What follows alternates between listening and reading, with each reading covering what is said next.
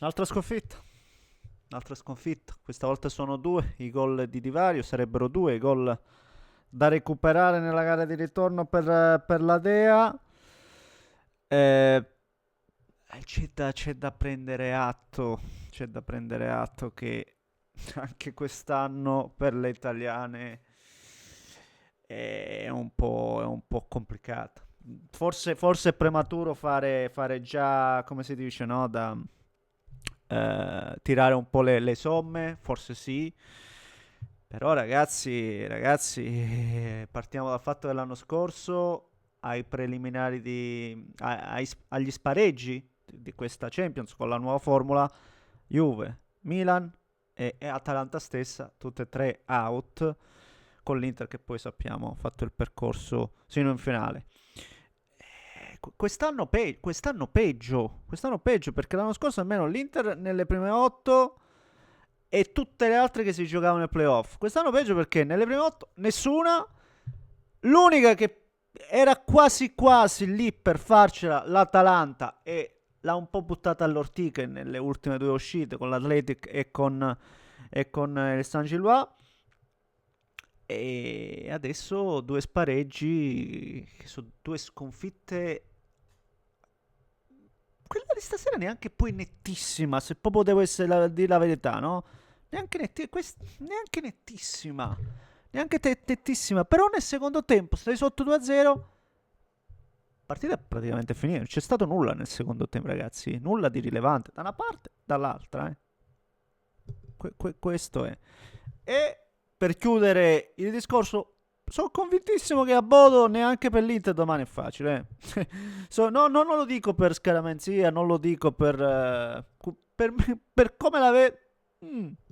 Comunque, ne parliamo, signori miei, come lo facciamo prima come al solito se volete, spolliciate, se volete altri contenuti, sapete benissimo quelli che vi aspettano anche nella gara di domani, e tra l'altro, se non sbaglio in contemporanea c'è anche il Milan che deve recuperare la gara di campionato, quindi no, mamma mia, domani già il doppio schermo mi dà fastidio. Comunque, in descrizione trovate tutti i profili social se volete seguirmi, vi ringrazio, grazie per il supporto per tutto il resto, grazie davvero, non lo dico tanto per.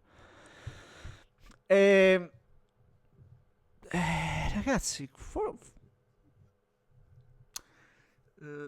dico neanche poi così netto perché a parte quel gol a freddo l'Atalanta questa sera, dove metti sta palla in mezzo e Ghirassi proprio sovrasta con Sonu, non lo so se potesse fare meglio, però proprio sovrastato. Poi bisogna mettere anche le qualità dall'avversario. Ghirassi è un attaccante che i gol li fa e come se li fa. Però poi secondo me la Dea era anche uscita fuori bene, no? Non sbragando, non concedendo chissà cosa. E ha avuto un paio di situazioni interessanti con Zaleschi. Secondo me è più puntiglioso e più pericoloso, se vogliamo, proprio Zaleschi, che ha provato a mettere un paio di volte la palla in mezzo. Secondo me, una è proprio un'occasione importante, quella in cui lui prova a servire in mezzo per Pasalic quando poi in realtà si era smarcato Scamacca. Lì, si era smarcato, lì secondo me ha sbagliato decisione. E poi per il resto la partita si è un po' spenta lì. E c'è stato quel gol che il secondo non lo devi prendere. Il secondo gol non lo devi prendere. Non lo puoi prendere con quella facilità. Con 1-2 e Girassi praticamente va via Jim City. Quindi anche forse nelle scelte, no? Forse, credo, no? Proprio per provarla a buttare lì. Palladino, magari Ian non nel secondo tempo te lo giochi prima. Non lo so. Provo a dare delle ipotesi. Anche Scamacca stesso per ritornare lì davanti, poca roba, quindi posso capire anche la sostituzione di Kristovic che poi non è che sia andata poi chissà quanto diversamente, ribadisco. Però qualche pallone perso in mezzo al campo, qualche no. No- Non lo so. Poi, secondo me, mettici il fattore ambientale. Si sentiva proprio già da casa la bolgia. E il gioco è fatto. Ribadisco, mi aspettavo qualcosa in più nella ripresa tu può anche starci che poi per un motivo o per l'altro vai sotto di 2 gol, poi nella ripresa qualcosa per spostarla di nuovo dalla tua. Invece no, ragazzi. Conti fatti, possiamo ricordare l'occasione, il tiro da fuori di Samasic nel finale.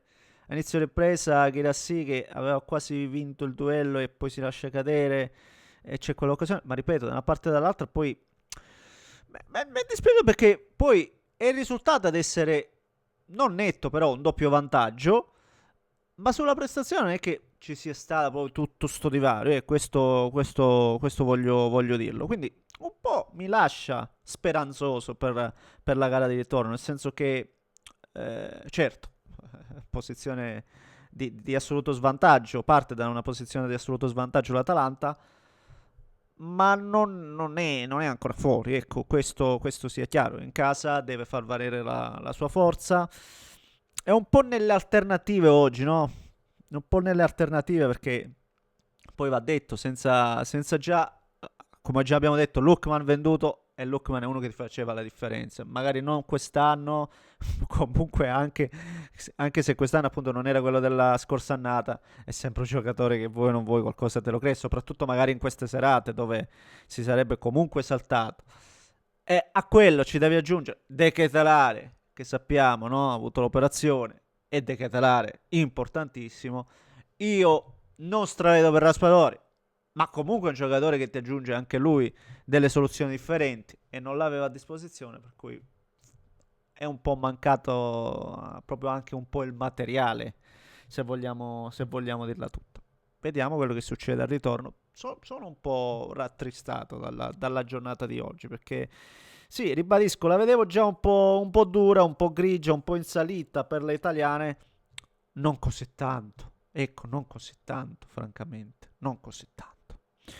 Poi sulle altre partite invece è andata come doveva andare. Sì, è vero, era andata 2 gol sotto il PSG, ma l'ha rimontata completamente, segnandone 3.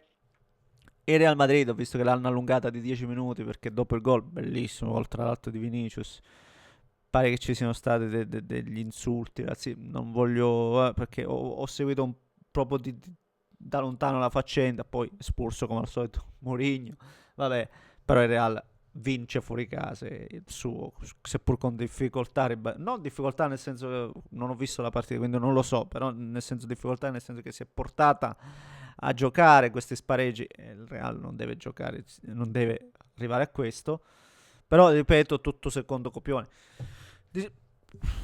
Spero. Le italiane c'è del gap, ragazzi. C'è del gap. Vediamo un po' cosa combina l'Inter domani.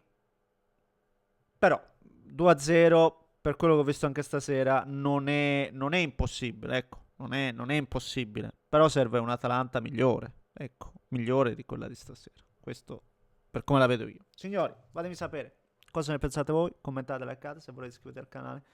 Un grande abbraccio da Neschio.